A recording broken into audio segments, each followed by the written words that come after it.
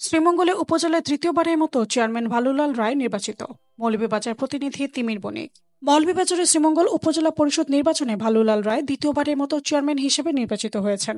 প্রথমবারের মতো নির্বাচনে অংশ নিয়ে ভাইস চেয়ারম্যান নির্বাচিত হয়েছেন রাজু দেব রিটন এবং মহিলা ভাইস চেয়ারম্যান নির্বাচিত হয়েছেন হাজেরা খাতুন। বুধবার অনুষ্ঠিত ষষ্ঠ উপজেলা পরিষদের তৃতীয় দফার নির্বাচনে শ্রীমঙ্গল উপজেলা নির্বাহী অফিসার ও উপজেলা রিটার্নিং অফিসার সভাকক্ষ হতে মোট ৮৭টি কেন্দ্রে অনুষ্ঠিত ফলাফল রাতের ৯:৩০টার দিকে ঘোষণা করা হয়। প্রাপ্ত ফলাফল অনুযায়ী ৪২,৬৬৯ ভোট পেয়ে বেসরকারিভাবে নির্বাচিত হয়েছেন উপজেলা চেয়ারম্যান ভালুলাল রায়। তার নিকটতম প্রতিদ্বন্দ্বী বীর মুক্তিযোদ্ধা আলহাজ আসকির মিয়া মোটরসাইকেল প্রতীক নিয়ে পেয়েছেন ৩৬,৮৭৬ ভোট।